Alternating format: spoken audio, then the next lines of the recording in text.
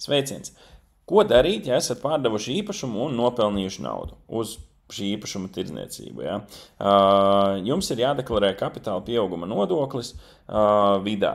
Ko tas nozīmē? Ir divi varianti, kā to izdarīt. Vai nu sazināties ar vidu telefoniski un vienoties par tikšanos klātienē viņu birojā, vai arī izdarīt to attālināt caur internetu. Es parādīšu, kā to izdarīt attālināt soli pa solim. Lūk tā, viss startējam ar to, ka ieejam eds.vid.gov.lv, ja, eds.vid.gov.lv, tad autentificējamies ar drošu pārakstu, skatāmies, vai tas ir Smart ID vai e-paraksts vai kā savādāk. Tā, šeit apstiprinam e-parakstu, apstiprinam datus, datu apstrādi, šeit izvēlamies pareizo nodokļu maksātāju. Šeit mums tas attiecās visus fizisku personu. Lūk tā, esam pašā galvenajā sākuma lapā, tad tālāk spiežam uz dokumenti, izveidot jaunu dokumentu.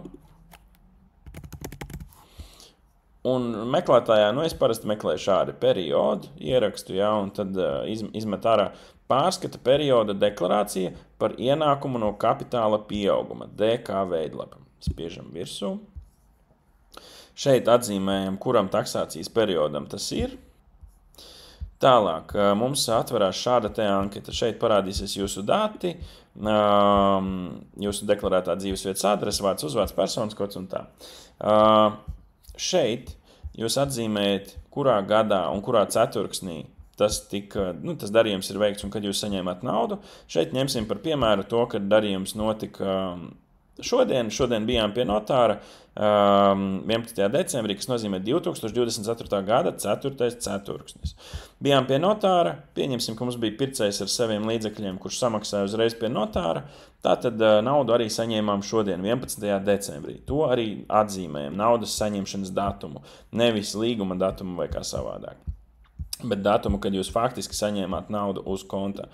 Tālāk, šeit atzīmējam N, jeb ienākums no nekustamā īpašuma atsavināšanas.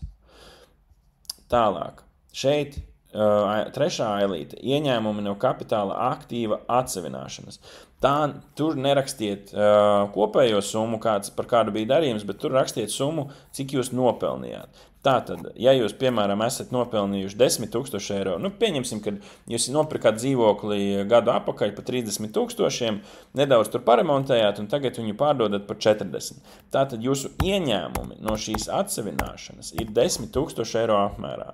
Hops, uzreiz vids izdara tā, ka viņš aprēķina visu automātiski, jā. Viņš ir visu aprēķinājis, viņš parāda, kad apliekamais ienākums mums ir 10 000 eiro, ja, tas ir tas, ko jūs esat nopelnījuši, un iedzīvotāja ienākuma nodoklis ir 2000 eiro, jeb 20% no 10 000. Lūk tā. Ja jums ir izdevumi, kas ir saistīti ar to, ka jūs, piemēram, esat veikuši remontu dzīvoklī vai apmaksājuši aģenta maksu vai kā savādāk. Tātad, pieņemsim, ka jūs esat ielikuši virtuvi iekšā par 5000 eiro, ja, tad uzreiz arī mainās visa situācija. Jo šeit ir būtībā no 10 000 uz 5000, ja, tātad nozīmē, ka rekur jau nav 2000, bet 1000 eiro nodoklis jāmaksā. Lūk. Iedomājamies, ka vēl esam apmaksājuši arī nekustamā īpašuma aģenta pakalpojumus, ja, iegādājoties dzīvokli. Lūk, tātad 8000 eiro mums kopēji izdevumi, un tātad rekur nodoklis beigās 400 eiro. Ja atcerieties, jūs tur varat likt notāra izdevumus, vērtējumus un visas šīs lietas, un kā arī banku procentu maksājumus. Ja jūs esat maksājuši hipotēku, nevis pamatsumu, bet procentus. Un tad arī uzreiz sistēma automātiski izrēķina, kādas ir jūsu saistības ar valsti uz šo brīdi. Ja. Arī informācija tiem, kuri ir teikuši par kripto, šeit ir arī jāatzīmē ienākumi par kriptovalūtām. Tā kā nav tā, ka, ja samaksā daļu bitkoinos vai kā, kad jums nav jāmaksā nodoklis. Jo viņi tāpat to redzēs un jā. Šeit pielikumos ieliekat iekšā, ieskanējat pirkuma līgumu, kurš ir parakstīts no pircēja un no pārdevēja. pirkuma līgumu, roksnotas līgumu, ja tāds ir bijis, un arī šeit attaisno tos izdevumus. Ja? Kā mēs runājam, mums ir virtuve par 5000, tātad rēķinu par virtuvi, un varat arī pielikt maksājumu uzdevumu, tīri, lai viss ir maksimāli izdarīts. Ja? Un arī, piemēram, rekur aģenta maksa arī, par ko es minēju, arī tur droši varat augšuplādēt līgumu ar aģentu un rēķinu no aģenta. Ja? Tas ir kā piemēram, bet tur var būt arī šie banku kredītu maksājumi un citas lietas. Ja? Pievienojiet visu, kas jums ir, bet tas, ko jūs tiešām varat pierādīt, ka tas ir bijis jums, ja? un tā. Tālāk spiežam uz pārbaudīt un saglabāt, pēc tam spiežam iesniegt.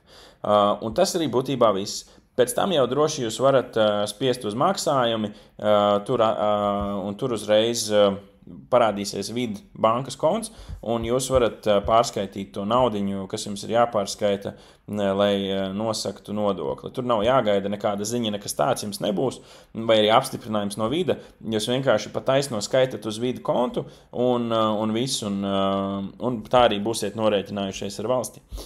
Lūk tā, ceru, ka noderīgi, un lai visiem viss izdodās.